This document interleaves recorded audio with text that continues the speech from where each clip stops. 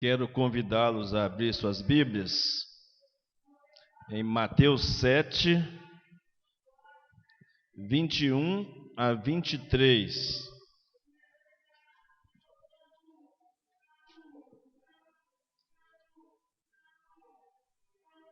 Eu quero ler dois textos bíblicos com os irmãos nesta noite. O tema de nossa mensagem, nós estamos falando que nesse mês de julho, o nosso tema é discipulado e missões. Eu estou dando maior ênfase ao discipulado, porque sendo discípulo, você naturalmente fará missões, cumprirá. E o tema de missões estaduais é ser e fazer discípulos. Então essa é a pegada, esse é o enfoque nosso na palavra de Deus. E com os dois textos que nós vamos ler nesta noite com os irmãos, eu quero meditar com os irmãos nesta noite sobre o tema: discipulado começa por uma questão. Você é mesmo um cristão ou não? Vou repetir.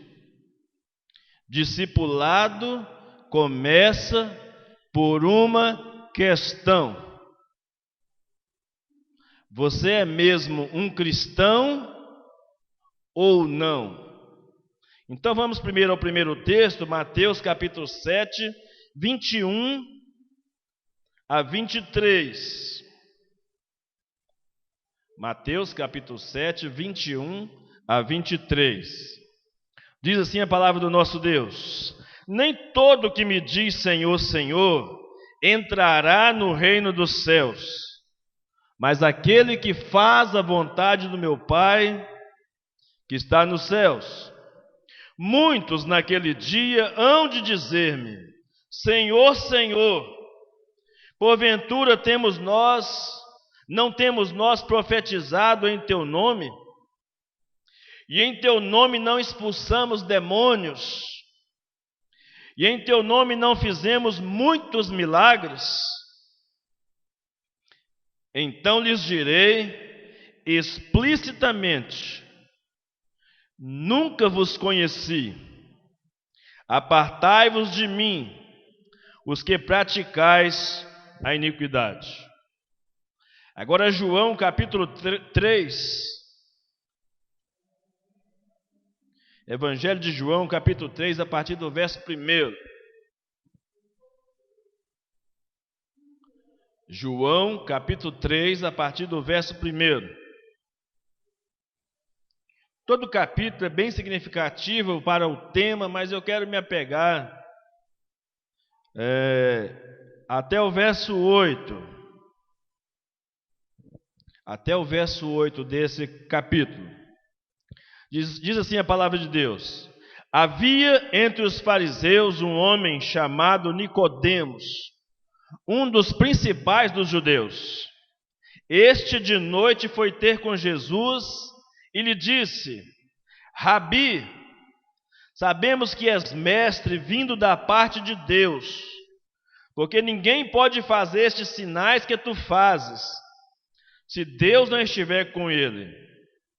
A isto respondeu Jesus: em verdade eu te digo, que se alguém não nascer de novo, não pode ver o reino de Deus. Perguntou Nicodemos: como pode um homem nascer sendo velho? Pode porventura voltar ao ventre materno e nascer segunda vez? Respondeu Jesus: em verdade te digo, quem não nascer da água e do Espírito não pode entrar no reino de Deus. E o que é nascido da carne é carne, e o que é nascido do Espírito é Espírito. Não te admires de eu te dizer: importa-vos nascer de novo. O vento sopra onde quer, ouves a sua voz, não sabes de onde vem, nem para onde vai. Assim é todo o que é nascido do Espírito. Amém. Nosso Deus, estamos diante da Tua palavra, do grande desafio de entendê-la, interpretá-la e aplicá-la ao nosso coração. Por isso contamos com a Tua ajuda, com a ajuda do Teu Espírito Santo, que seja exatamente aquilo que Tu queres dizer essa noite aos nossos corações. Que o nosso coração esteja, ó Deus, nesta noite pronto para receber essa palavra. E ainda que não estejamos totalmente prontos, que Teu Espírito Santo entre com providência sobre nossas vidas, nossos corações, nossa alma, e nos torne, ó Deus, perceptíveis a essa palavra, receptíveis a ela e disponíveis e dispostos a praticá-la, Pai. Obrigado por nos desafiar com a Tua palavra nesta noite. Mexer com os nossos brios, para que nós possamos entender verdadeiramente o que é ser cristão. É a nossa oração em nome de Jesus. Amém e amém. Graças a Deus. Você é realmente um cristão? Você pode pensar que é um cristão, fazer muitas coisas que um cristão faz, e deixar de fazer muitas coisas que um cristão também não faz, e ainda assim não ser um cristão verdadeiro. O grande dilema que passa em nosso coração, quando lemos textos como estes, de Mateus 7, 21 a 23, de João 3, de 1 a 8, aliás, todo o capítulo 3 é um capítulo extremamente desafiador para nós. O dilema que fica em nosso coração é: cristão ou impostor? O que somos de verdade? Cristãos ou impostores? Olhando para o texto de Mateus 7,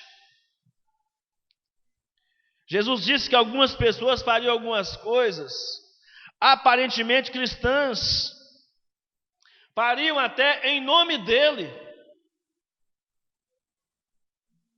E o trágico, sem ser dele, sem ser conhecido por ele, sem ter recebido a autoridade dele,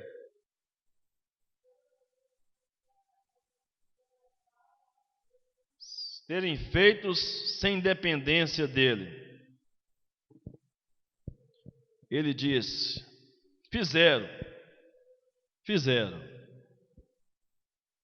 falaram,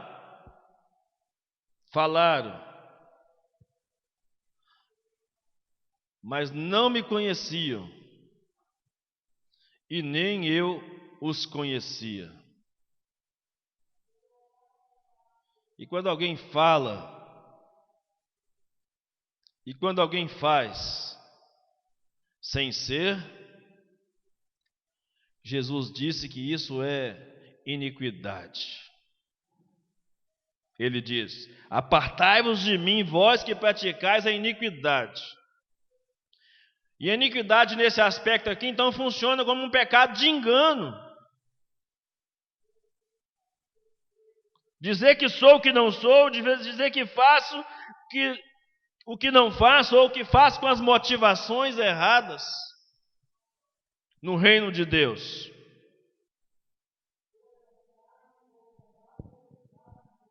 Ou talvez você saiba que não é um cristão e se pergunte o que é verdadeiramente ser um cristão. Da parte de Deus, percebemos que há clareza na explicação daquilo que de fato é um cristão. Mas os homens, ou nós, os seres humanos, nos confundimos e somos confundidos. Mas pela abordagem que Jesus faz com esses de Mateus 7,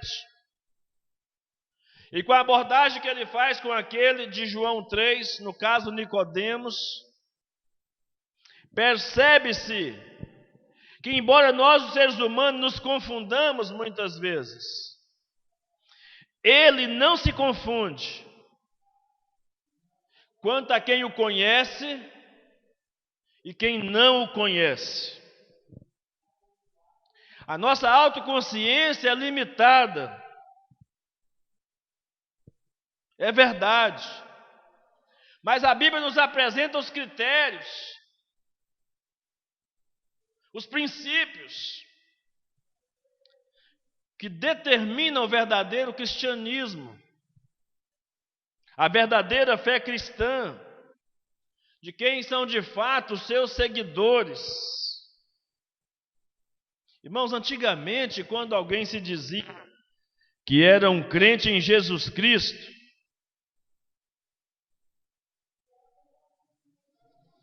você podia acreditar que isso era verdade. Até no comércio isso se repercutia. Dizer que era um crente e fosse comprar alguma coisa no comércio era um aval certeiro.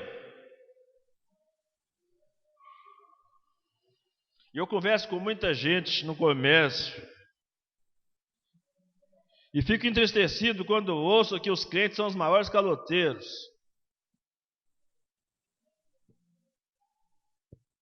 E eu fico calado. Eu fico engasgado, eu não tenho resposta, porque eu vendia a Bíblia e as pessoas davam prejuízo nas Bíblias que eu vendia. Você imagina uma pessoa comprar uma Bíblia e não pagar? Quanto mais as outras coisas. Quanto prejuízo eu tomei vendendo Bíblias. É trágico. É terrível. Mas antigamente não, alguém dizia que era cristão, que era crente em Jesus Cristo, você poderia aceitar com toda certeza. Sabe por quê, irmãos? Porque naquela época, uns 30, 40 anos atrás, quando alguém expunha sua fé publicamente, ele tinha certeza dessa verdade, porque ser cristão nessa época significava ser zombado, significava ser criticado e até perseguido. Mas mais do que isso, ser cristão nessa época significava ser perceptível as mudanças que ocorriam no comportamento das pessoas, na vida das pessoas. Infelizmente, assim como a palavra pastor, a palavra crente, cristão estão desgastados. Tentaram inventar outros nomes, né? Bispos, apóstolos. Mas o comportamento continua péssimo do mesmo jeito. Porque ninguém muda nada mudando o nome, se muda mudando o caráter, o comportamento. A compreensão da verdade.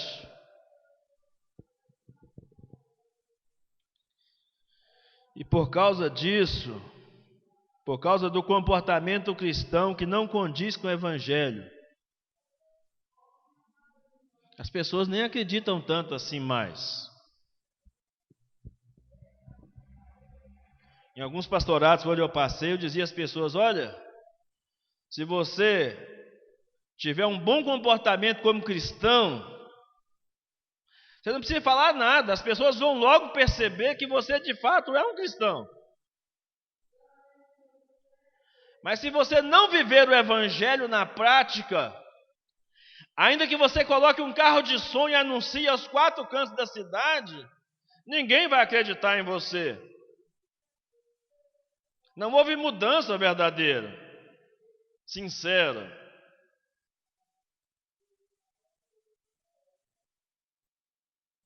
John MacArthur, em seu livro O Evangelho segundo Jesus, da editora Fiel, ele declara que nem todos os que afirmam ser cristãos são realmente cristãos.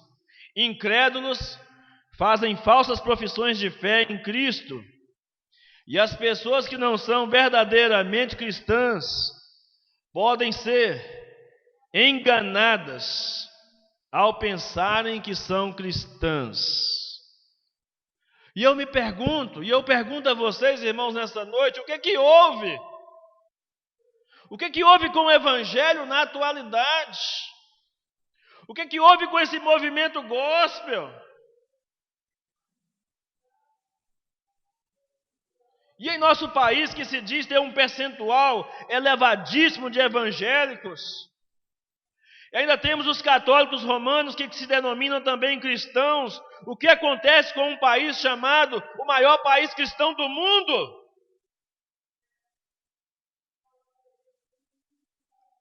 Mergulhado em violência, mergulhado em corrupção.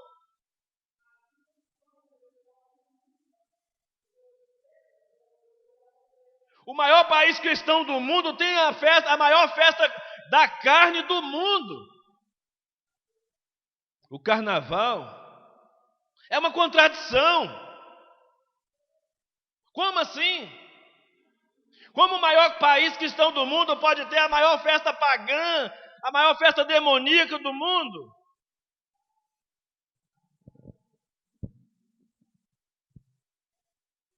Tem algo de errado no mundo do cristianismo.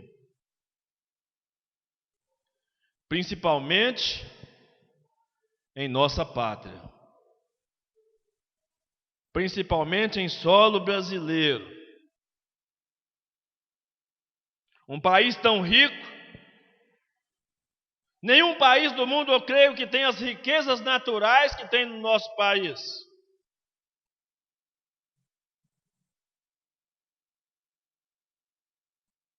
Já dizia o poeta: moro num país tropical, abençoado por Deus, bonito por natureza. Que beleza!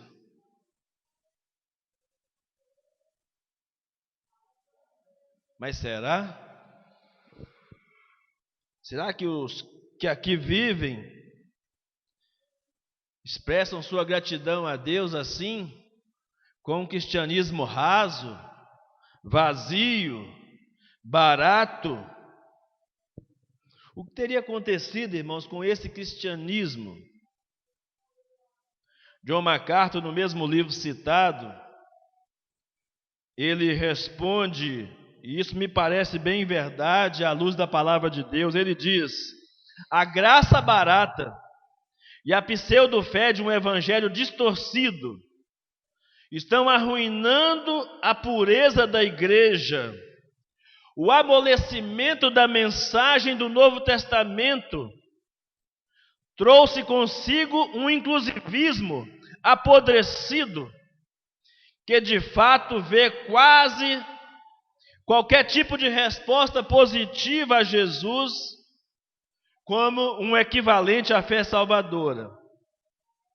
Os cristãos de hoje são suscetíveis a aceitar qualquer coisa como fé autêntica em Cristo, com exceção, é claro, de uma rejeição declarada a Jesus. O evangelicalismo moderno desenvolveu uma margem grande demais, abraçando aqueles cuja doutrina é suspeita e cujo comportamento indica um coração em rebelião declarada às coisas de Deus, disse MacArthur. É triste, irmãos, ter que concordar que isso é a mais pura verdade. Como os tempos mudaram, e falo isso sem saudosismo, porque de fato o evangelho não mudou.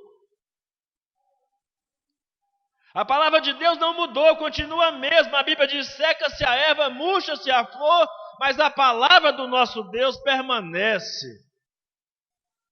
eternamente. As coisas mudaram. Na verdade, o evangelho continua inabalável, mas o homem tem tentado responder ao evangelho de maneira superficial. Há uma relativização do evangelho. E por isso as coisas mudaram para pior, para muito pior. Mike Mackley,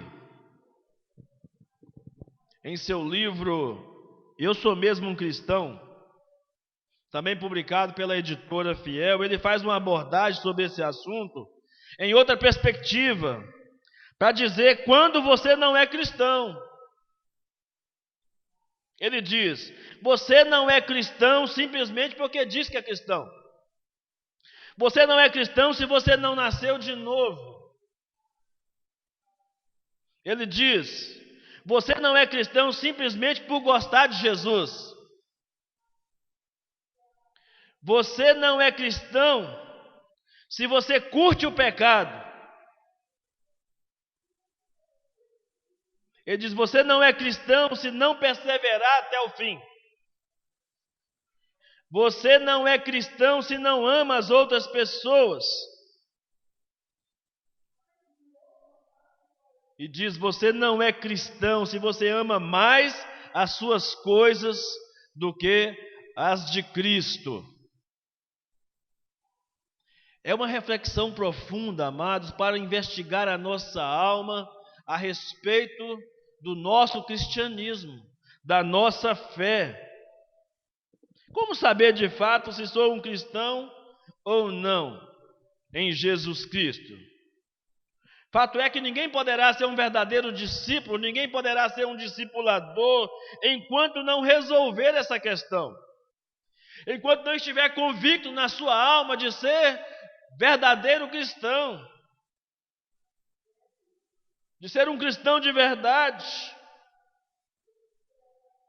E nesse aspecto quero me ater mais agora, da agora para frente, ao episódio de Jesus com Nicodemos, cujo contexto, Jesus está voltando, vindo de visita a Jerusalém, é o começo do seu ministério público, e a Bíblia diz que ele subiu para a cidade santa para a festa da Páscoa, e chegou à casa do Senhor, ao templo, e encontrou ali uma casa que havia se tornado um covil de ladrões. Está lá em João capítulo 2, de 13 a 22. Ele chegou, derrubou aquelas bancas todas, pegou o chicote, meteu o chicote em todo mundo. Vocês estão fazendo da minha casa um covil de ladrões, mas a minha casa será chamada casa de oração.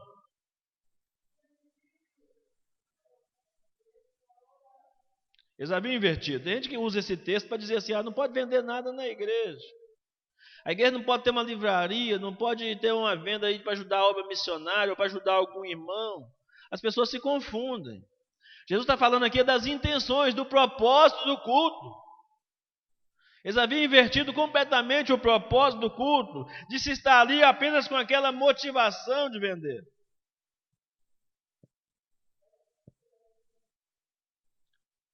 Tem gente que interpreta esse texto de maneira equivocada. Jesus também esteve, irmãos, em Caná da Galileia, onde realizou o seu primeiro milagre. Os versos iniciais do capítulo 2 falam do primeiro milagre de Jesus no seu ministério terreno. E depois dali, a Bíblia diz que ele foi realizando outros sinais que não estão registrados neste evangelho e outros que também estão registrados aqui. E João acabou, por exemplo, o capítulo 2, dizendo o seguinte: por causa dos sinais que Jesus realizou em Jerusalém durante a Páscoa, versos 23 a 25. Muitos creram em Jesus. Guarde bem essa frase. Muitos creram em Jesus. Mas grave a frase seguinte também. Olha o que diz a frase seguinte no verso 24. Jesus, porém, não confiava neles. Sabe por quê? Porque ele conhecia a todos.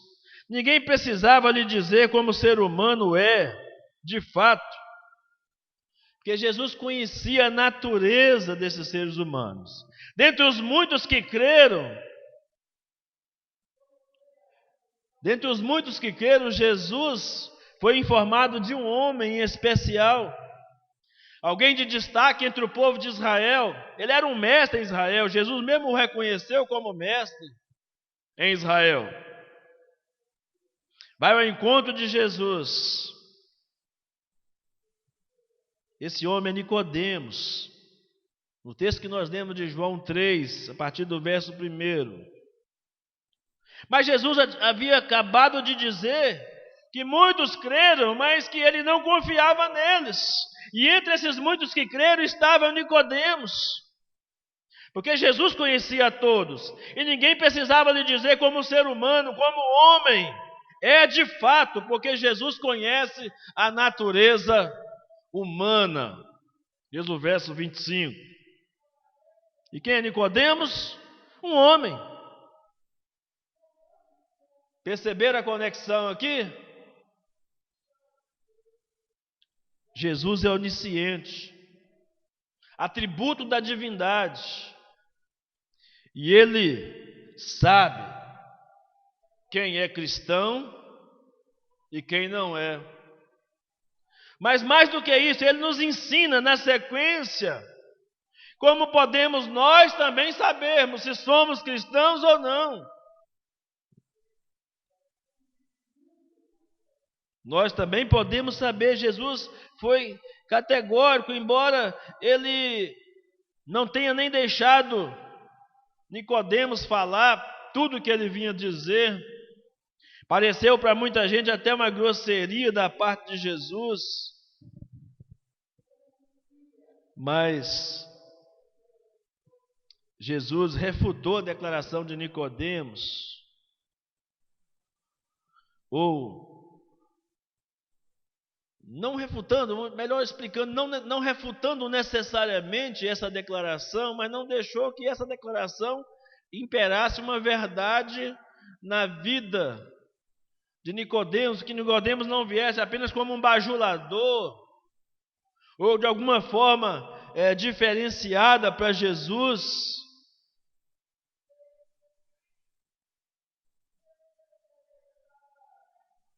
Quando ele vem e fala com Jesus, irmãos, Jesus olhou, antes de olhar para o exterior, Jesus olhou para o interior de Nicodemos. Quando Jesus diz a esse homem que é necessário ele nascer de novo, em outras palavras, Jesus está dizendo a esse homem: Nicodemos, vamos deixar as coisas bem claras aqui. Você não é um cristão, camarada. Você pode ser até um religioso. Você pode ser até um conhecedor da lei, mas cristão você não é. Certamente Jesus, conhecendo as intenções do coração, mas o texto do capítulo 3, de 1 a 3, deixa claro isso para nós. Fica claro que Nicodemos ainda não havia nascido de novo. E se não nasceu de novo, não é cristão. Não é cristão. Então Jesus é objetivo, vai direto ao ponto, sem portanto perder a graça. Porque a Bíblia diz que ele é cheio de graça, cresceu em graça diante de Deus e dos homens. Ele ouviu Nicodemos e apresentou o caminho da salvação para Nicodemos. Mas ele é cheio de verdade também. Lá em João capítulo 1, versículo 14, diz que ele é cheio de graça e verdade. E vimos a sua glória como a glória do unigênito do Pai. Então não se poderia esperar de Jesus outra coisa. Não somente apresentar o caminho da salvação para Nicodemos, mas dizer: se você não andar por essa verdade, você estará irremediavelmente perdido. E tudo começa na sua vida pelo novo nascimento. Pelo novo nascimento. Irmãos, certamente Nicodemos não veio buscar salvação. Como influente entre os líderes, e vendo todos os sinais que Jesus tinha feito naquela região, talvez Nicodemos tivesse no coração, tanto que ele veio à noite, ele veio escondido das outras pessoas. Talvez ele quisesse mostrar a Jesus quais seriam as vantagens de pertencer ao Sinédrio, por exemplo. Um homem naquela posição, naquela estatura de Nicodemos, não queria ser ridicularizado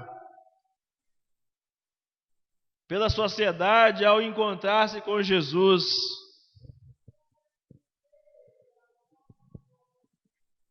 Jesus sabe de todas as coisas, irmãos. E a pergunta que está ecoando neste momento é: você é mesmo um cristão? E olhando para o decorrer desse texto do capítulo 3, há pelo menos 3 afirmações que podemos fazer aqui, categoricamente, sem medo de errar. Não porque eu estou dizendo, mas porque a palavra diz. A Bíblia diz. E eu creio que a Bíblia é a palavra de Deus. A primeira coisa que fica em destaque para nós aqui é que sem nascer de novo, você jamais será um cristão. A segunda coisa que fica evidente para nós aqui é que só se torna cristão por meio de uma ação sobrenatural de Deus.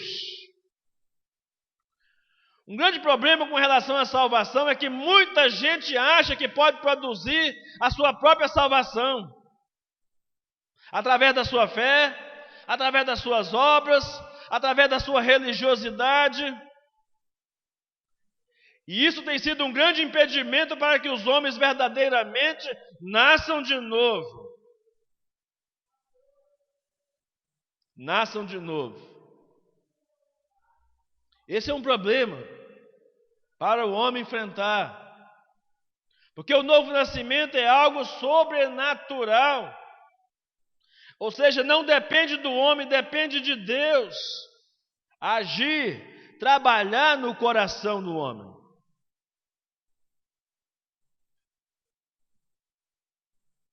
E quando o homem é atraído, assim como Nicodemos o foi, já declaramos de antemão que é uma ação da graça de Deus. Quando você é atraído para vir a esse lugar, quando você é atraído para ler a palavra de Deus, quando você é atraído para orar, quando você é atraído para orar por alguém, é a ação da graça de Deus sobre a vida de uma pessoa.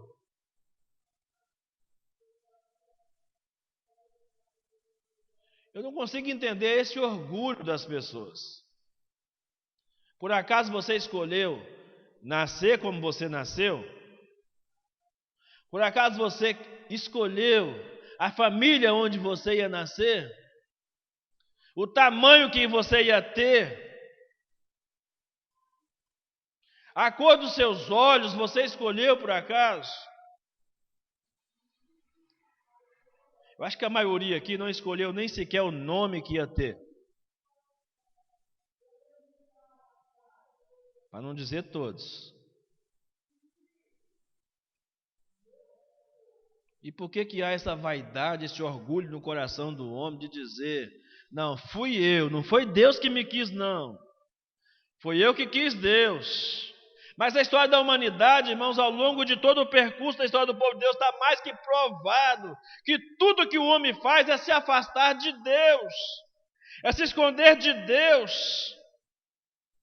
Que sempre é Deus que toma a iniciativa de ir atrás do homem. Foi Deus que foi atrás de Adão por detrás das árvores do jardim para buscá-lo. Foi Deus que foi atrás de Abraão no meio da sua idolatria para fazer dele o pai de multidões.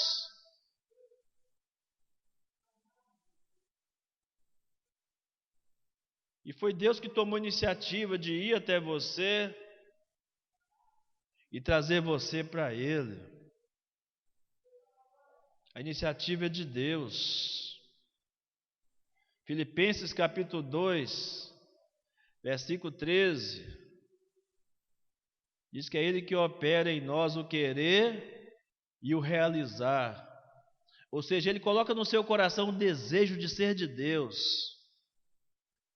E efetivamente Ele torna você um filho de Deus, pela fé, porque em Efésios 2, 8, 9 a Bíblia diz: pela graça sois salvos por meio da fé, isso não vem de vós, é dom de Deus, não vem das obras, para que ninguém se glorie. E era isso exatamente que Nicodemos não havia ainda entendido. E o terceiro ponto que nós destacamos aqui é que você precisa mostrar com a sua vida que houve de fato um novo nascimento.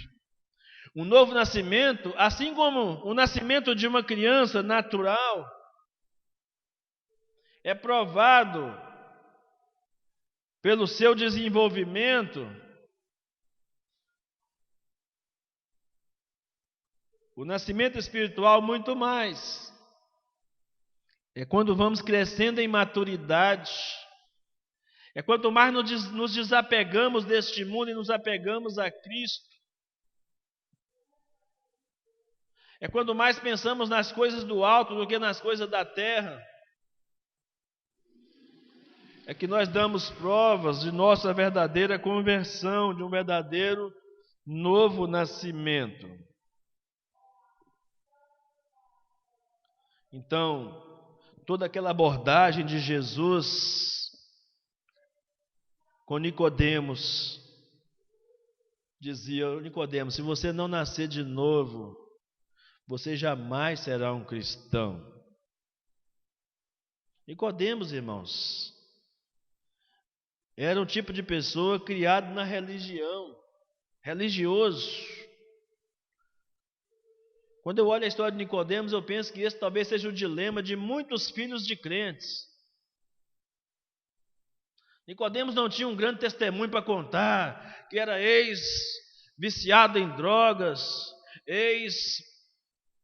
ex-bandido. Ele não tinha um testemunho para contar de que ele era um ex-pervertido sexual. Ele não tinha aparentemente um grande testemunho impactante para dizer às pessoas. Mas, e esse talvez seja o dilema que muitos filhos de crentes passam até encontrar-se com a verdadeira salvação. Até que Cristo lhe fale diretamente ao coração. Até que os próprios pais, lhes testemunhem da fé. Até que os pais estejam orando o tempo inteiro para que os seus filhos aprendam a amar Jesus e seguir Jesus e crer em Jesus.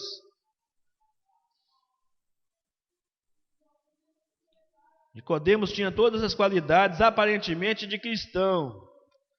Era fariseu. Nós temos uma interpretação equivocada de fariseu, mas os fariseus eram extremamente zelosos da lei.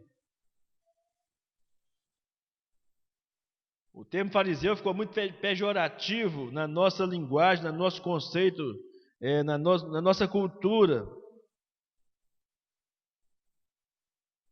Eles eram pessoas mais respeitadas do seu tempo, os fariseus. Porque eles eram radicais. O que acontecia com eles é que eles eram legalistas demais. Mas tinham um comportamento moral muitas vezes acima da média. E Jesus desafia os seus ouvintes, num texto que lemos ainda há pouco na oferta, Mateus 5:20, se a sua justiça não exceder em muito a dos escribas e fariseus, de modo nenhum entrareis no reino dos céus. Nicodemos era da elite espiritual, dos governantes de Israel, era mestre, o próprio Jesus reconheceu.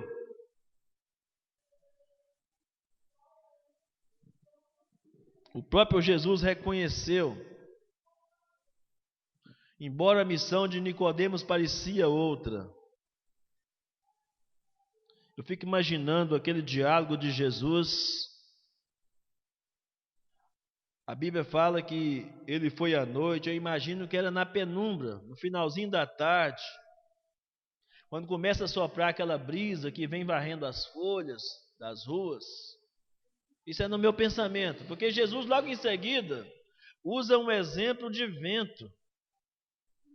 Está vendo, Nicodemos? Olha como o vento passa, sopra, você não sabe de onde vem nem para onde vai. Assim é todo aquele que é nascido do Espírito.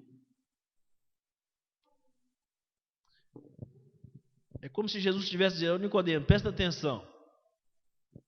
Se você de fato quer ter parte comigo, não será de acordo com os termos da religião que você segue. Será de acordo com os meus princípios. Os princípios da minha palavra. Aqui, no reino de Deus, não há espaço para jeitinho, para acomodar as coisas. Não tem meio termo no reino de Deus. No reino de Deus não tem o que ficar em cima do muro. Jesus é categórico: torna-se cristão quem nasce de novo. Se não nascer de novo, a pessoa pode até continuar religiosa, pode até frequentar os cultos, a igreja, e ainda assim está irremediavelmente perdido. E quanto mais envolvido no meio, mais ético, mais moral. Aliás, alguns não cristãos têm comportamento melhor do que muitos cristãos, infelizmente. Isso se torna uma barreira para que a pessoa de fato nasça de novo. Quando a Bíblia diz que só se torna cristão por meio de uma ação sobrenatural, da ação da graça de Deus,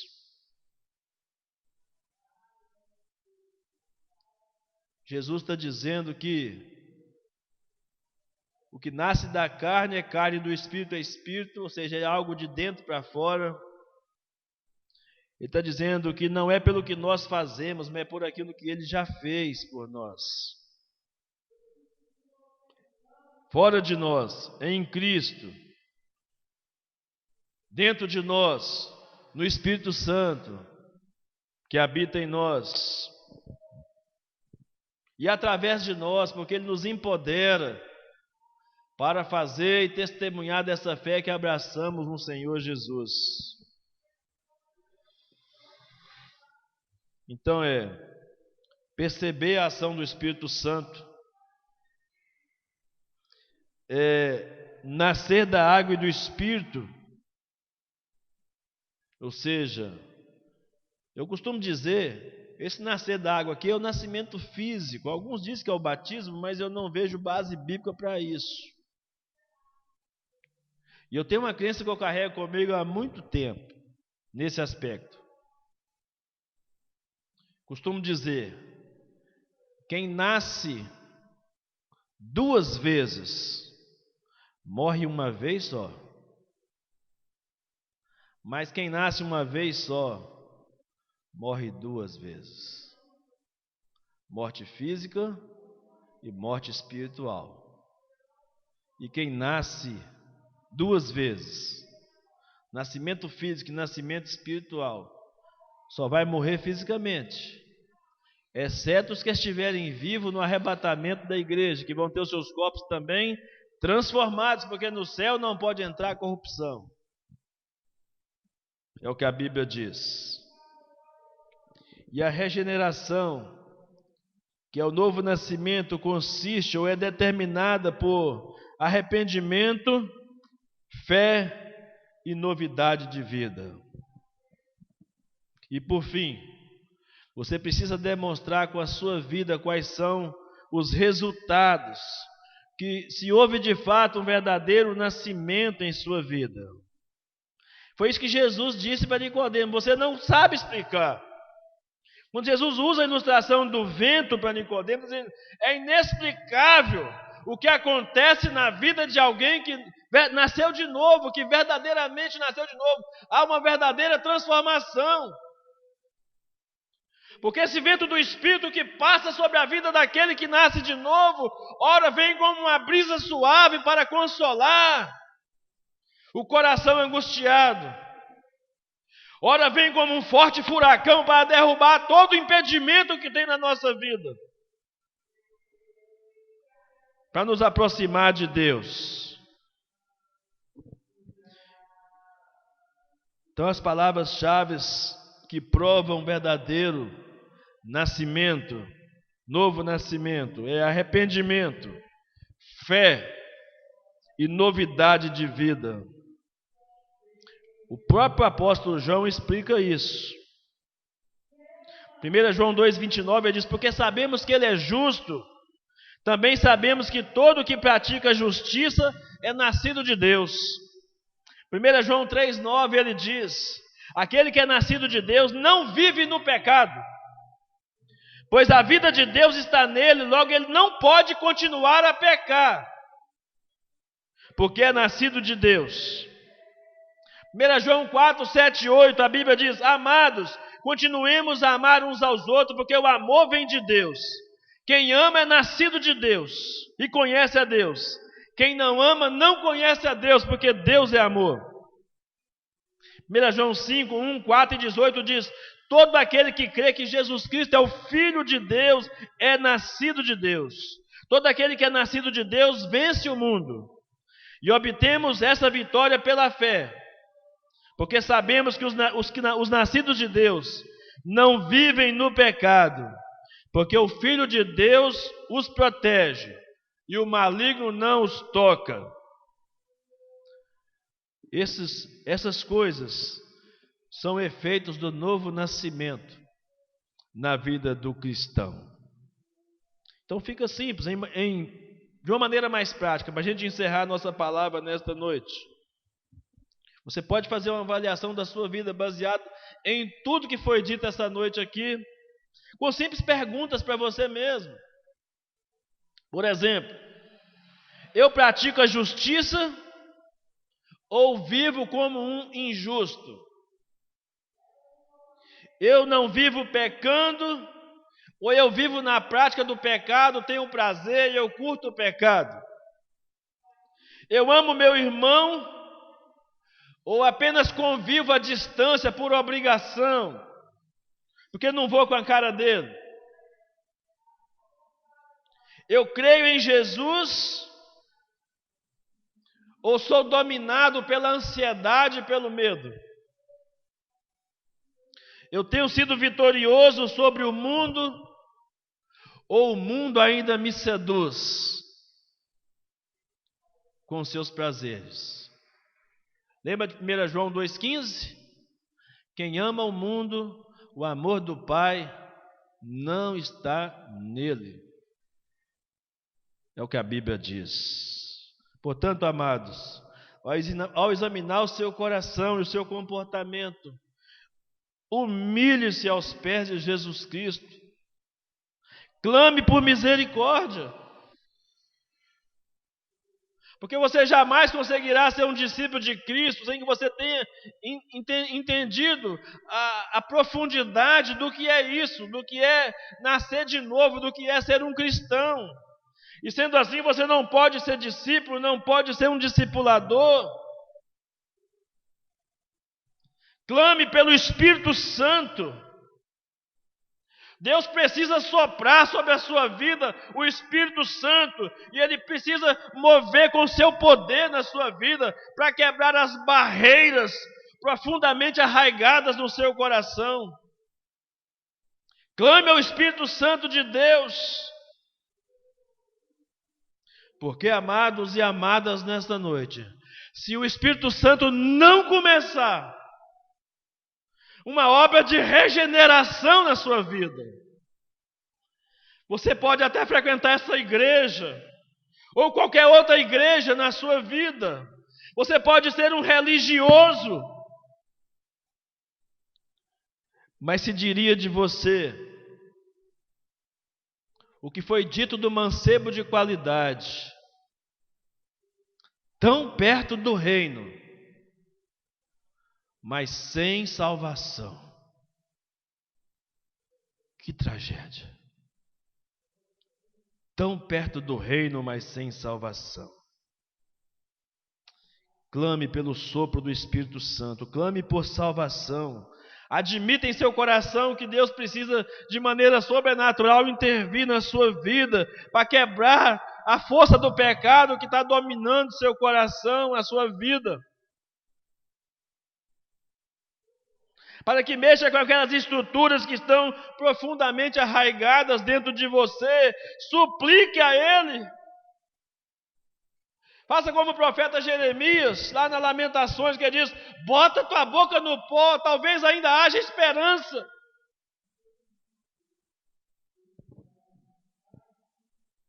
É o chamado de Deus para mim e para você.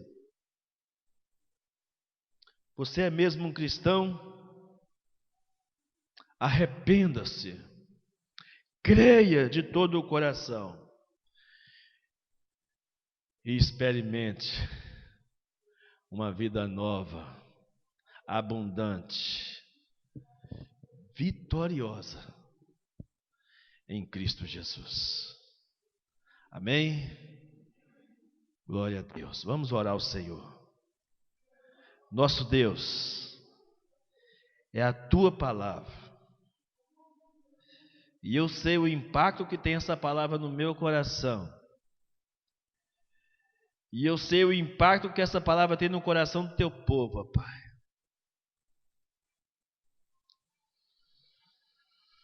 Que ninguém aqui nesta noite entenda como uma crítica direta, mas que entenda simplesmente que é um cuidado do Senhor com a sua vida, chamando-a ao arrependimento sincero e verdadeiro, para que a glória do Senhor se manifeste em nosso meio. Que os resultados do reino comecem a aparecer nesta igreja. Que os resultados do reino comecem a aparecer lá na sua casa, na sua família, nos seus negócios, na sua vida pessoal. Que haja desenvolvimento pessoal, que haja desenvolvimento espiritual. E que o nome de Deus seja glorificado na sua vida, na vida de cada um dos irmãos aqui esta noite. É tudo que eu desejo, é tudo que eu declaro por fé, porque o Senhor já nos deu o melhor que o Senhor tinha, que é Jesus. E a Tua palavra, ó Deus, diz que o Senhor que já nos deu Jesus, pode nos dar juntamente com Ele todas as coisas. E por causa disso, quando nós entendemos o que é verdadeiramente ser um cristão, que dias melhores venham sobre nós, sobre a Tua igreja, sobre cada um dos Teus filhos esta noite aqui. É o desejo do meu coração, ó Deus, é minha oração, em nome de Jesus. Amém.